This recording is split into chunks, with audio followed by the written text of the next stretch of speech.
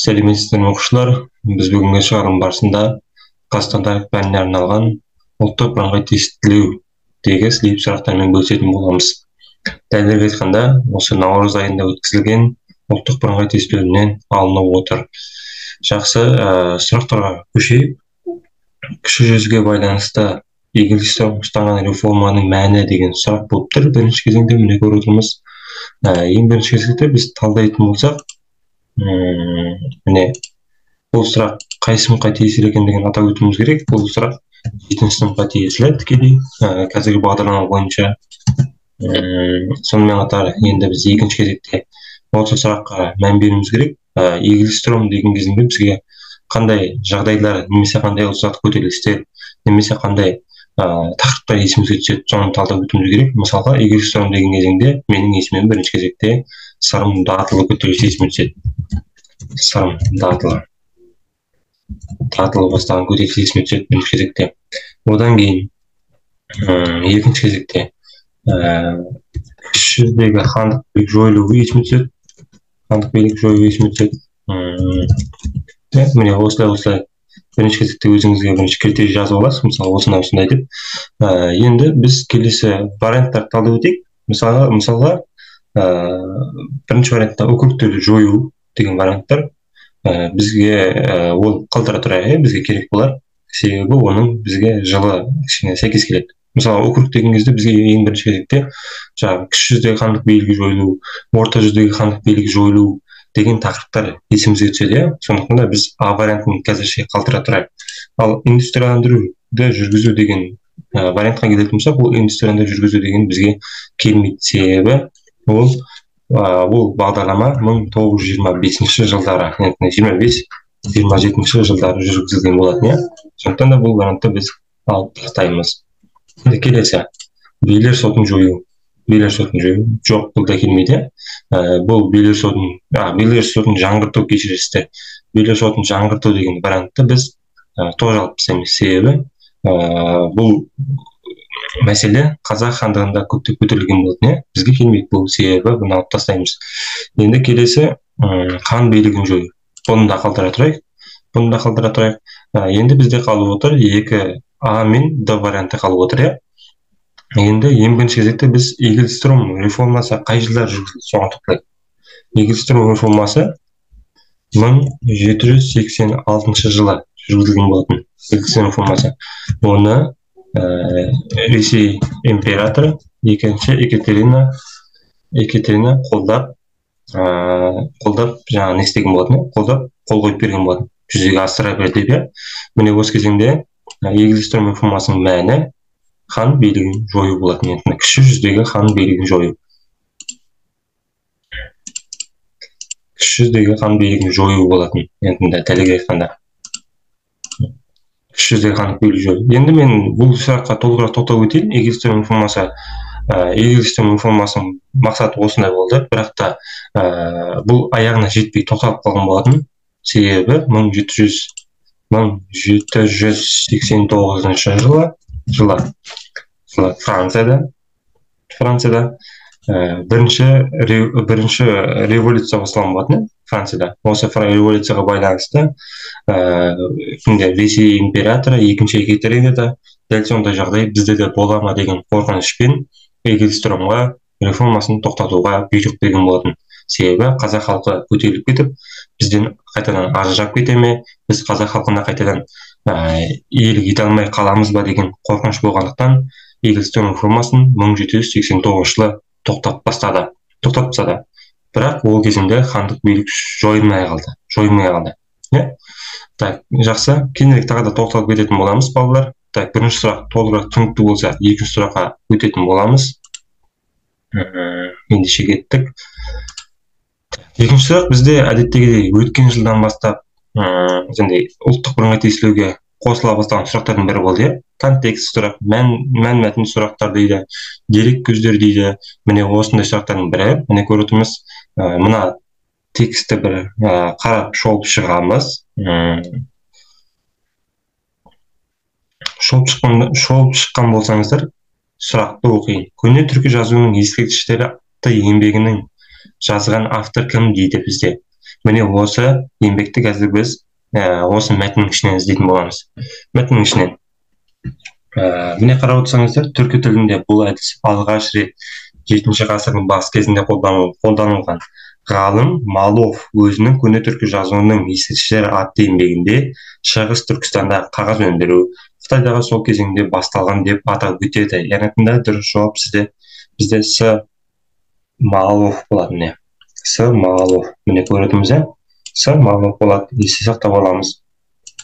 Әр сұрақтарды өзіңіздің арнайы дәптеріңізге, және 96 беттік дәптеріңізге жазып жүрсеңіздер, есте жаттау тезірек болады. Кейбіреуде әртүрлі, біреулер көре жаттайды, біреулер жаза жаттайды деген сияқты. Келесі сұрағымыз. Дәл сол контекстте міне мәнмәтін бойынша сұрақта міне көріп сұрақты қайталай кетейін. Мәнмәтін бойынша түркі халқының өмірлік құндылықтары мен адамгершілік мұраттары бейнелейді дейді. Араб жазуында, құлыптас жазуларында, төте жазуда, сына жазуда дейді. Сына жазуда дейді. Енді бұны мәнмәтіннің ішінен іздейтін боламыз міне. Міне жауап бас жағында тұр. Құлыптас жазуларында түркі халқының өмірлік құндылықтары мен адамгершілік мұраттары бейнеленген дейді. Яғни айтқанда жауап құлыптас жазуларында болады. Құлыптас жазуларында. Сіздерге мәнмәтін, контекст сұрақтар келетін болса, сізге осы мәтіндер, дереккөздер, кестелер көп көмегін тигізетін болады, бір сөзбен айтқанда. Енді келесі 4-ші сұрағымыз дәл сол текстте міне көріп сұрақты оқи кетейін. Мәнмәтін бойынша түркі халқының қаған маңына бірігіп топтасуға шақырған үндеуін анықтаңыз дейді. Яғни біз қай еңбекте осы не үндеу жарияланғандан табуымыз керек ішіне айтқанда. Бұл мәнмәтіннің ішіне тек қана бір еңбек жазылып тұр. Міне көріп Орхон Енесей жазуы деп аталады дейді. Бұл жазулар түркі халқының бүкіл жұртшылығына арналған үндеулерден тұрады дейді. Үндеу авторлары халықтың қаған маңына бірігіп топтасуға шақырады дейді. Міне көрдіңіз. Бір жауаппен айтқанда, міне Орхон Енесей жазбалары болады. Айтпақшы болса, сіздерге жаңа басында айтуға ұмытып 2-ші, 3-ші, 4-ші сұрақтар, олар тікелей қазіргі бағдарлама бойынша 10-шы сыныптан келіп тұр. Міне көрдіңіз. 5-ші сыныпта да бар, 10-шы сыныпта да бар, қарасаңыздар. Немесе 6-шы сыныпта да бар. Түсінікті ғой, егер кітаптан дәлелдеп көрейін, өзімізден қарайын десеңіздер, сол оқулықтан таба аласыздар. Енді келесі 5-ші сұрағымыз, бұл енді басқаша. Кестеге берілген мәліметке сүйеніп, Түргеш қағанаты Қарахан мемлекеті арасындағы ұқсастықты анықтаңыз дейді. Міне кесте көріп отырмыз, Түргеш қағанатының саяси тарихы, әлеуметтік құрылымы, шаруашылығын көріп отырмыз міне. Енді бізге айтып отыр, ұқсастықтан анықтаңыз дейді. Бірінші кезекте біз варианттарын оқи кетейік. Біріншісі А жауабы дамыған орта ғасыр кезеңінде өмір сүрді. Ислам дінін мемлекеттік дін деп жариялады. С орталығы Сүйап қаласы болды, яғни астанасында айтып отыр. Д жауабы өзара ішкі қырқыстар мен мемлекеттердің құлауына әкелді дейді. Яғни бұл сұрақты талдау үшін біз ең бірінші кезекте бұл сұрақ тікелей қазіргі бағдарлама бойынша 6-шы сыныпқа тиесілі. 6-шы сыныпта өтеміз бұл тақырыпты. Түркі қағанаты дейміз, Түргеш дейміз, Шыңғыс хан дейміз. Осы нелердің барлығын біз неде өтеміз. Жаңағы 6-шы сыныпта өтеміз. Енді біз мынаны талдайық, варианттарды қоя отырып. Түргеш енді дамыған орта ғасырлар кезеңінде өмір сүрді деген вариантқа келейік. Түргеш қағанатының өмір сүрген жылы, Түргеш қағанатының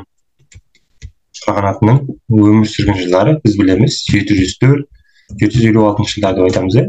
Ал Қарлұқ қағанатының өмір сүрген жылдары, кешіресіздер, Қарахан қағанатының өмір сүрген жылдары, немесе мемлекет дейді. Өмір сүрген жылдары ол 942-1212 жылдары өмір сүрді. Енді 704-756 жылдары, бұл сіздерге сұрақ, 704-756 жылдары ол дамыған орта ғасырлар кезеңіне жата ма? Жоқ, жатпайды, оқушылар. Бұл Түргеш қағанатының өмір сүрген жылдары дамыған орта ғасырлар кезеңіне жатпайды. Себебі біздер білеміз, 6-шы сыныпта өтеміз, орта ғасырлар 4 кезеңге бөлінеді деп өтеміз. Ерте орта ғасыр, дамыған орта ғасыр, кейінгі орта ғасыр, сосын жаңа ғасыр деп біз 4 кезеңге бөліп қарастырамыз. Сондықтан а жауап бізге келмейді. Түргеш қағанаты жатпағанмен де Қарахан қағанаты жатады. Бірақ енді екеуі сәйкес болу керек, ұқсастығы дегеннен жатпайды. Енді келесі, ислам дінін мемлекеттік дін деп жариялады дейді. Біздер білеміз, Түргеш қағанатының кезеңінде, Түргеш қағанаты 700-де өмір сүрді ғой. 700-де өмір сүргенмен де оның кездерінде ислам діні болған жоқ. Керісінше 756 жылы Атлас шайқасының нәтижесінде арабтар жетісуға қоныс аударған кезеңінде келгенмен де, бірақ ол кезінде Түргеш қағанаты уже империя ретінде құлаған болатын. Сондықтан бізге келмейді ислам діні деген, Түргешке келмейді. Енді Қараханға келетін болсақ, Қараханға келеді ислам діні. Себебі ислам діні Қарахан мемлекетінде 960 жылы Мұса ханның бастауымен ислам дінін мемлекеттік дін деп жариялаған болады. Көретіміз, екеуінің айырмашылығы екі түрлі екен. Көретіміз, В жауабы келмейді бізге. Енді С вариантын қарастырайық. Орталығы Сұйақ қаласы болды. Мына кестеде көретіміз, Түргеш қағанатының орталығы Сұйақ қаласы болғандан көретіміз. Ал енді Қарахан мемлекетінің несінің қарайық. Астанадан қарайық. Астанасы. Қараханның. Қарахан мемлекетінің екі астанасы болды. Есте сақтап аламыз оқушылар. Біріншісі Баласағұн қаласы, екіншісі Тараз қаласы болды. Немесе Ордакент дейді. Тараз қаласы. Екі қала болған. Яғни Астана бойынша да біріне сәйкестік жоқ. Енді соңғы вариант қалып отыр. Міне, бізде түрш жауап осы Д вариант. Енді мен түсіндіріп кетейін. Не үшін осы жауап болады қазір түсіндіремін. Түсіндіріп кетейін. Так, мынандай кетіп тастайын қазір. Енді былай түсіндірейін. Бірінші Түргешке тоқтап кетейін. Түргеш қағанатының құлауына біз білеміз, ол адаған жылы, мемлекет ретінде жойылған жылы 756 жыл болатын. 756 жылы мемлекеттің басында Сұлу қаған болатын. Сұлу қаған басқарған жылдары Атлақ шайқасы болған болатын. Кешіріңіздер, Атлақ шайқасы 751 жыл болған болатын. Осы Атлақ шайқасында түргештер жеңіске жетіп, ары қарай олардың ішкі таластар нәтижесінде империя құлап кеткен болатын. Біздер түргештерді тарихта екіге бөліп қарастырамыз. Қара түргештер және сары түргештер болып. Міне осы екі тайпалық бірлестіктің әсерінен империя әлем бетінен жойылып кеткен болатын. Бірінші себеп болғанда түргештің құлауына осы себеп болды. Негізгі себеп жаңағы сары түргештер мен қара түргештердің арасындағы қырқыстар болды. Нәрге жазып қойын, сіздерге түсінікті болу үшін. Қара және сары түргештердің арасында шайқастың нәтижесіне. Енді Қараханға келейік. Қараханда дамыған орта ғасырлар кезеңінде өте жақсы дамып жатқан мемлекеттердің бірі болды. Бірақ та олар 11-ші ғасырға жеткен кезеңде олар мемлекетті екіге бөліп тастады. Яғни батыс және шығыс болып екіге бөліп тастаған болатын. Міне осы кезде біртіндеп келіп, батыс шығысқа бағынғысы келмей, шығыс батысқа бағынғысы келмей, ақыр соңында бір-біріне жауласып мемлекетті жер бетінен жойып жіберді. Қарахан мемлекетінің бір бөлігін қидандар басып алған болатын. Қазіргі оңтүстік Қазақстан аймақтарының бір бөлігін. Так, жақсы. Сіздерге сұрақ түсінікті болды деп ойлаймын. 5-ші сұрағымыз толығырақ мәлімет бердім деп ойлаймын. Енді мен келесі сұраққа көше берсем. 6-шы сұрақ.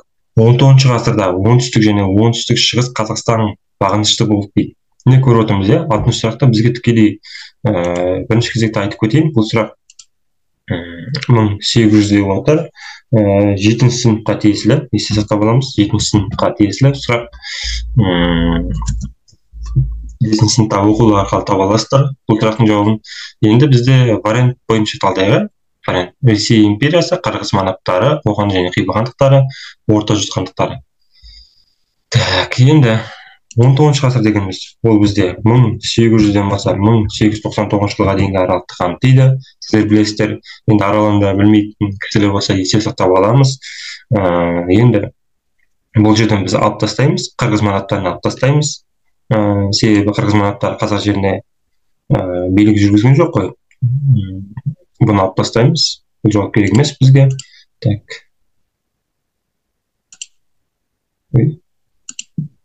Бұны алып тастаймыз. Так, сосын орта жүз хандықтарын да алып тастаймыз. Бізге ол да келмейді. Сонда бізде қалып отыр. Қазір бізде екі вариант қалып отыр. Ресей империясы және Қоқан Хиуа хандықтары. Қоқан Хиуа хандықтары қазақ жеріне, оңтүстік және оңтүстік шығыс аймақтарына 1864 жылға дейін ғана билік жүргізген болатын. Ал 1864 жылдан кейін, 1864 жылдан кейін Ресей империясы Қоқанға да, Хиуаға да, Бұхарға да, Қазақстанның оңтүстік және оңтүстік шығыс аймақтарына да билік жүргізген болатын. Біздер білеміз. Енді бізде мына жерде сұрап отыр ғой, 19 ғасыр деп тұр, 19 ғасырдан кейін деп тұрған жоқ. Егер де 19 ғасырдан кейін деп тұратын болса, немесе екінші ғасыр дейтін болса, Ресей империясын таңдар едік. Бізде кейін деп тұрған жоқ, ондай кейін, до и после деп тұрған жоқ. Сондықтан біз дұрыс жауап ретінде С вариантын алып қарастырамыз. Міне. Дұрыс жауап осы С варианты болады. Кешіресіздер, қазір 1 минут. Так.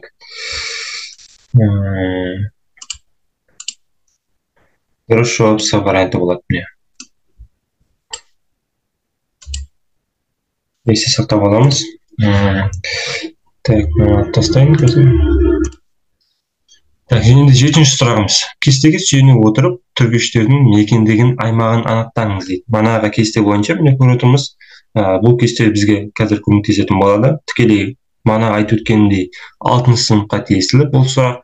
Енді мына жерде қарасақ, міне түргіштер, бізде тарихта оқысақ, түргіштер ең бірінші Жетісуда мекендеген деп айтамыз. Жетісу. Яғни біз ең бірінші кезекте оңтүстік Қазақстан аймақтарын іздейміз ішінде. Міне, А вариантын қарасақ, Ертіс өзенінің жоғарғысы Алакөл маңы дейді. Бізге ол келмейді. Себебі Ертіс өзені бізге Жетісуға кірмейді ғой, Жетісу аймақтарына кірмейді. Одан кейін Арал маңы, Сырдария бойы бұл да кірмейді. Яғни А мен С вариантын алып тастаймыз. Келесі кезекте бізде Б мен Д варианты қалады. Одан кейін біз мына кестенің ішінен қараймыз. Міне көріп тұрсыздар. Қағанат шу түргіштері және іле түргіштері болып бөлінді дейді. Яғни мына жерде бізде де жауабында тұр. Іле шу өзендерінің аралығында дейді. Көретіміз. Дұрыс жауап міне яғни Д варианты болады. Міне бізге кесте, мән-мәтін, контекст сұрақтар өте көп көмектеседі екен дұрыс жауапты белгілеуге. Яғни барлық көп бөлігі осы кестенің ішінде, деректің ішінде өзі тұрады. Так, енді келесі сұрағымыз, 8-ші сұрақ. Біздің заманымыздан бұрынғы 518 жылы бірінші Дарийдің жорығында парсылардың сейіліне кіріп, шөл далада қырылуына себеп болған сақ малшысы дейді.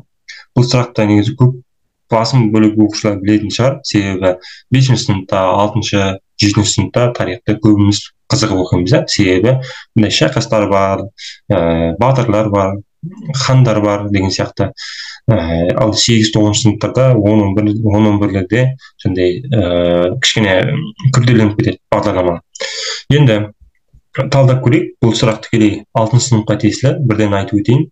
Себебі сіздерге жеңіл болу үшін, әр өздеріңіз кітаптан немесе интернет арқылы іздену үшін, сізге оңай болу үшін айтып отырмын. 6-шы сыныпқа тиесілі. Так, енді мен оңай жолын айтып өтейін. Бірінші сіздер осы 4 вариант тұр ғой. 4 варианттың әрқайсысына жеке-жеке тоқталып, қайсысы сізге келеді, келмейді, соны сразу ажыратып алу керек. Мысалы, шырақ деген кезде, шырақ ол бізге пока керек, есептей тұрайық. Шырақ бізге керек. Себебі аңыз бойынша бізге естіміз бар. Келесі Ариян. Ариянды да қалдыра тұрайық. Жақсы. Ариянды біз қазір толық айтып беретін боламыз. Скунха бізге келмейді. Неге? Себебі бұл сақ малшысы емес. Бұл Томиристен кейін билікке келген, бірінші Дариймен соғысқан сақ патшасы болып есептеледі. Сақ патшасы. Келесі Спитамин. Спитамин да бізге келмейді. Себебі бұл сақ мұрагер десек те болады, нақтырақ айтқанда. Кімнің баласы, томирис баласы десек те болады, міне көріп отырмыз, иә. Бұл келмейді, екі вариант келмейді бізге. Енді келесі Ариан мен Шырақты қарайық. Ариан бізде ол сақтар туралы көптеп мәлімет қалдырған ғалым, зерттеуші болып саналады. Ғалым деп жаздық па? Ғалым ол малшы бола алмайды, якында. Енді бізде бірақ вариант қалып отыр, ол Шырақ деген вариант. Дәлірек айтқанда, осы мыңдаған көптеген парсы әскерлерін шүлдалыға апарып, сусыз, тамақсыз қырған, өз көмегін тигізген сақ малшысы осы Шырақ болып саналады. Есте сақтамамыз. Негізі көптеген көп оқушылар осыны біледі, негізі. Көп түсіндірудің қажеті жоқ деп ойлаймын өзім. Келесі 9-шы сұрақ. Түргеш қағанатының өмір сүрген уақытын анықтаңыз. Енді бұл жеңіл шығар, мен бана жоғарыда жазып кеттім. Түргеш қағанаты мен Қарахан мемлекетінің ұқсастығын анықтаңыз деген кезеңде мен жазып кеткен болатын, естеріңізде болса. Енді мен мына жерге қарастырайын тағы да. 6-шы ғасырдың басы, 6-шы ғасырда, 7-ші ғасырдың ортасы, 8-ші ғасыр. Сіздерге 704-756 жылдар деген қай ғасырға кіреді? Сіздерге сұрақ, қазір кішкене ойлана тұрыңыздар.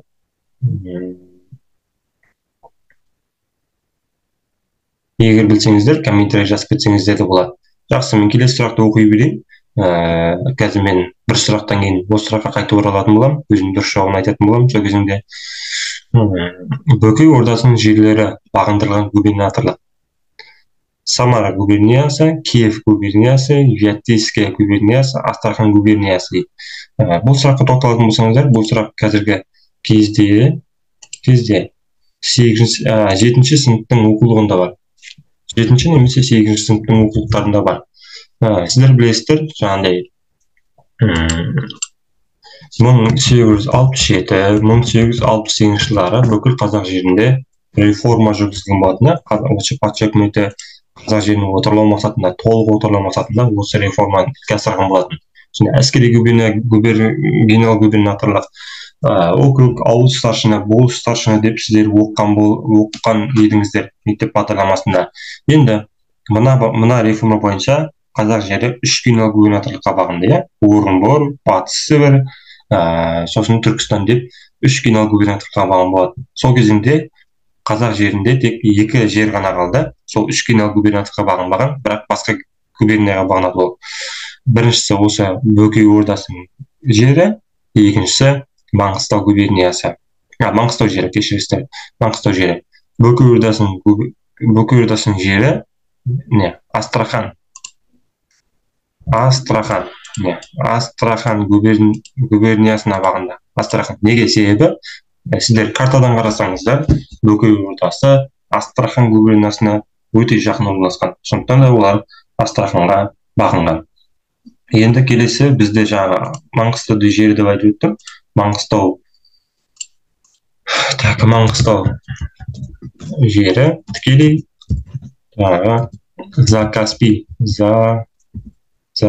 Закаспий губерниясына бағынды. Міне, есте сақтап аламыз. Мына жерден жазып алсаңыздар да болады, оқушылар сіздерге көмегі тиіп жатыр деген ойдамын. Енді жақсы, біз жаңа жоғарыдағы сұрағымызға көшейік. 9-шы сұраққа мен сіздерге комментарийге пікірлеріңізді жазып кетсеңіздер де болады деп айтып өткен болатынмын. Бұл жерде дұрыс жауап бізде да жауап болады. Міне 704-756 жылдары дегеніміз осы неге кіреді? 704-756 жылдары дегеніміз 8-ші ғасырға кіреді. Жақсы, келесі 11-ші сұрақ. Кестеде берілген Түргеш мемлекетінің өмір сүрген кезеңін анықтаңыз дейді. Кезеңі деген кезде бізде тікелей жаңағы ғасыр, жылын көрсетті деп айтпаған.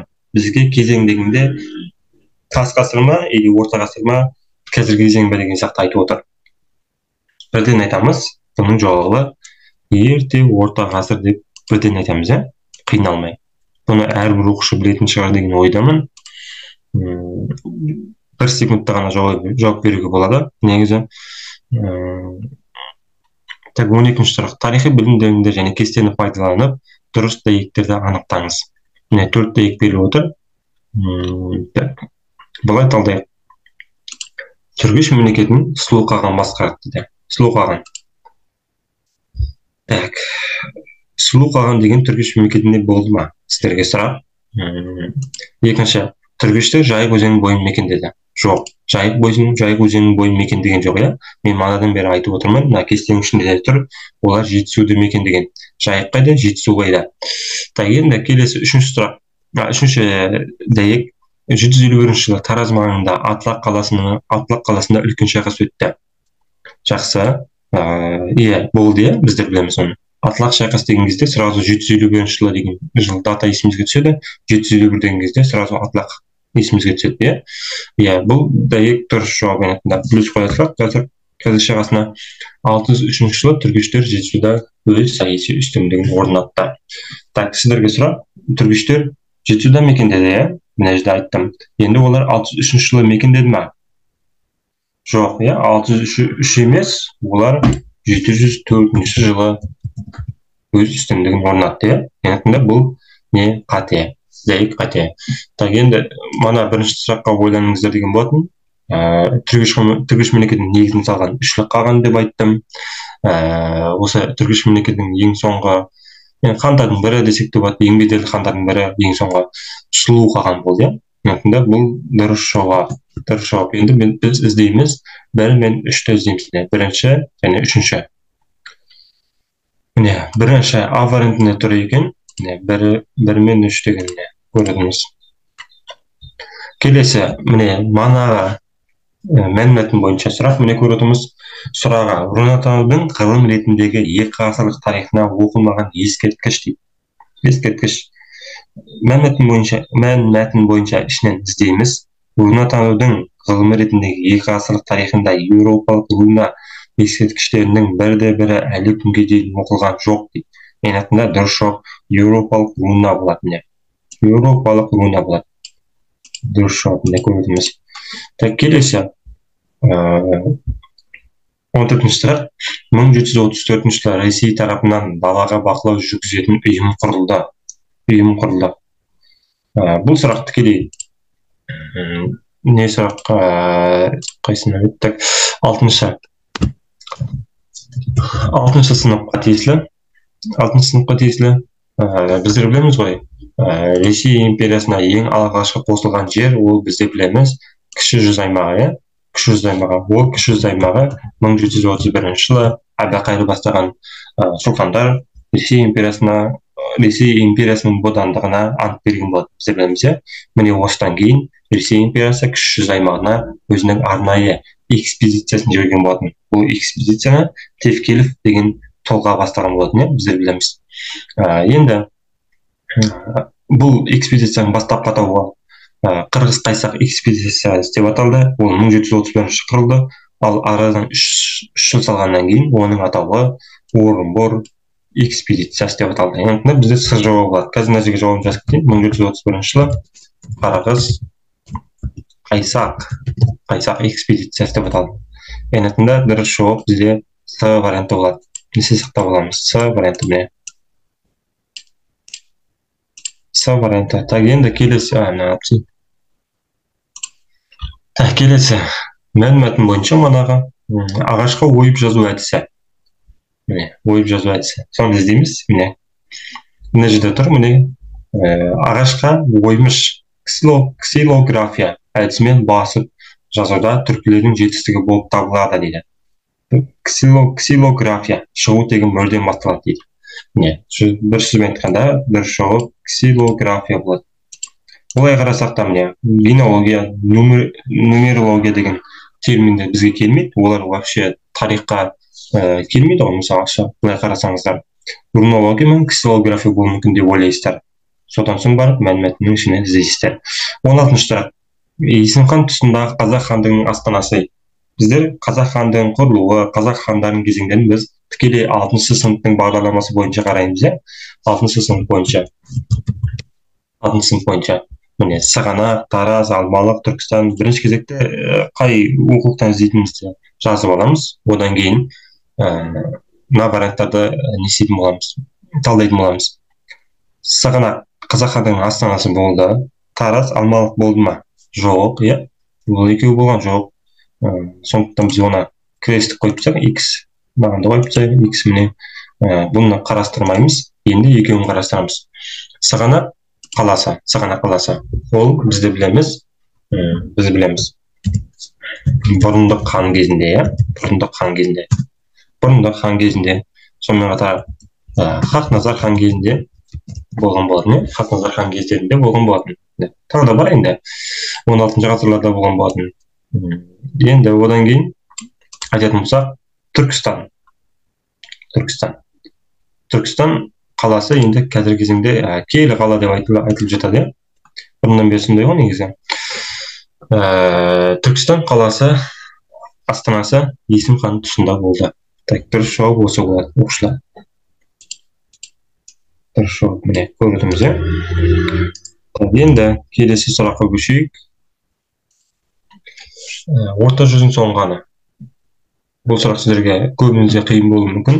Көп оқушылар жаңа ұлы жүздің соңғаны, кіші жүздің соңғаны, орта жүздің соңғаны деген кезеңде не істейді, қиналып қалады. Енді біз мына жерде талдай өтейік. Бұл сұрақты сіздер 6-7 сыныптардан қарайсыздар. 6 және 7 сыныптың оқулығынан қарайсыздар. Енді мына жерде біз бірінші былай істеп алайық. Сәмеке орта жүздің ханы болды ма деген сұраққа тоқталсақ, иә болды, оны қалдырамыз. Сәмеке орта жүздің ханы болды, оны қалдыра тұрамыз. Ералы, Нұралы кіші жүздің ханы, оны ол бізге керек емес. Сразу X қойып тастаймыз міне. Енді ал Уәли болды ма деген сұраққа тоқталсақ, иә Уәли де болды, орта жүздің ханы. Енді осы екеуін қарастырамыз.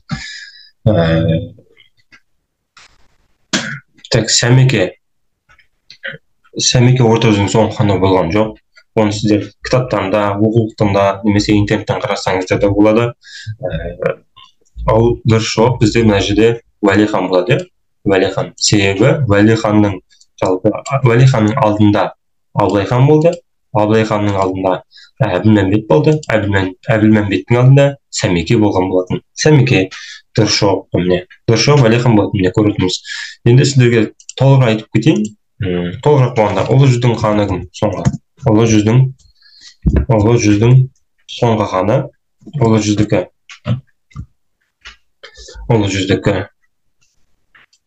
Әбілқайыр. Енді ана Әбілқайыр емес, бұл басқа. Арт Әбілқайыр деп аталады. Әбілқайыр. Ол өте ондай қатты танымал болмады, сондықтан да көп айтылмайды біздің тарихта. Келесі, кіші жүздің соңғы ханы, ол Шерғазы. Шерғазының алдында Айшуақ болды, білеміз, Айшуақ хан деген кезде бізге сразу сырымды атылым көтересі есімізге түседі. Міне, орта жүздің соңғаны Уәли, ұлы жүздің соңғы ханы қарт Әбілқайыр, кіші жүздікі Шерғазы. Міне көретіміз. Енді келесі 18-ші сұрағымызға тоқталайық. Тас өңдеу техникасының жетілуі және тастан, ағаш пен сүйектен жасалған жаңа құралдардың пайда болу кезеңі дейді. Тас өңдеу деп тұрғаннан кейін біз мына жерде тікелей тек тас дәуіріне тән кезеңдерді ғана беріп тұр. Енді біз мына жерден ажыратып алуымыз керек. Мезолит, неолит, палеолит, энеолит. Бізде мына жерде сразу керек емес деп аламыз, себебі палеолитті алып тастаймыз. Себебі палеолит тас дәуірінің ең бірінші кезеңі ғой. Палеолитте ең алғаш адамдар пайда болды, және олар бастап кезеңде енді ғана жетіліп келе жатты. Олар сразу дамып кеткен жоқ қой, сондықтан оны алып тастаймыз. Одан кейін мезолитті қалдырайық. Мезолитке тоқталайық дегенім ғой. Мезолиттің кезеңдерінде біздер білеміз, адамдар енді ғана шаруашылықпен, аң аулаумен айналыса бастады, және де олар аңды қалай аулау керектігін енді түсіне бастады. Бірақ ол кезеңде қару түрлері не істеп пайда болған жоқ. Олар ағаштан жебе, сосын найза жасауды білді. Тастан от жағуды білді даже. Бірақ айтарлықтай техниканы дамытатындай кезеңге жеткен жоқ. Сондықтан мезолитті алып тастаймыз. Енді ал неолитке кезеңге тоқталсақ, неолиттік төңкерістер келетін болсақ, бізде тарихта осы неолитке байланысты қыш құмыралар заманы қай кезең болды деп келеді, әсіресе сіздер білесіздер. Қыш құмыралар заманы дейтін болса, неолит кезеңі деп айтамыз. Міне осы неолиттің кезеңінде көптеген құралдар, техникалар, екі дөңгелекті арбалар дейді ғой. Сонымен қатар көптеген қару түрлері, осы неолиттік пайда бола бастады да дұрыс жауап міне неолит кезеңі болады. Осы жерде жауап. Так, келесі 19-шы сұрақ. Ресей, Украина, Беларусьтің арасындағы Беловеж келісімі нәтижесінде 1922 жылы КСРО құру туралы келісімшарт жойылды дейді. Бұл жерде бұл жерде сіздерге түсінікті болу үшін бізге айтып отыр, КСРО-ның бұл сұрақты шешу үшін бізде КСРО-ның қай жылы тарағандығын және де ресми түрде қай жылы жойылғандығын білуіміз керек. Оның ең алғашқы ресми түрде құрылған жылы 1922, ал ресми түрде құлаған жылы, әлем картасынан жойылған жылы ол 1991 жылы болып есептеледі. Мына жерде өзі бір үштік қана екен. Егер сіздерде варианттарыңызда 91 5-ші қаңтар немесе 91 бірдеңе маусым деп келетін болса, сіздерді жаттап алуыңыз керек. 8-ші желтоқсан 91 жыл деп жаттап алуыңыз керек. Түсінікті ғой, иә? Енді соңғы сұрағымыз 20-шы сұрақ. Жетісуда 704 жылы билік басына келген мемлекеттік бірлестік. 704 дегеніміз ол 8-ші ғасырда, 8-ші ғасыр. Енді мына жерде вариант бойынша талдап кетейік. Оғыздар 11-ші ғасырда, 9-ші ғасырда Арал маңы сыр бойын мекендеді. Олар Жетісуды мекендеген жоқ. Сондықтан бізде А варианты келмейді. Ал қарлықтар келесі талдайтын болсақ, қарлықтар олар тікелей 10-ші ғасырда өмір сүрді. Ғасыр бойынша бізге сәйкес келмейді. Ол 704 деген 8-ші ғасыр. Түргештер 8-ші ғасырда өмір сүрді. Қыпшақтар 11-ші ғасырларда өмір сүрген болатын. Яғни бізде дұрыс жауап мына С варианты болады. С варианты. Айтпақшы, сіздерге ұмытып кетіппін, жаңа жоғарыда айтып кетуіммен. Мысалы, 20-шы сұрақта сіздер 6-шы сыныптан қарайсыздар, 19-шы сұрақта 9-шы сыныптың 2-ші бөлімі деген кітаптан қарайсыздар, 18-ді 6-шы сыныптан қарайсыздар. Ал 17-ші сұрақта сіздер тікелей 7-ші, 8-ші сыныптағы оқулық бойынша қарайсыздар. Міне осымен балалар, бүгінгі біздің ұлттық бірыңғай тестілеуге арналған слип сұрақтарды талдау сабақтарымыз аяқталды. Егер сіздерге осы видеоларымыз, шығарылымдарымыз ұнап жатса, арнаға тіркеліп, лайк басып, пікірлеріңізді жаза кетіңіздер. Сіздерден қолдау күтеміз. Жақсы, сау болыңыздар.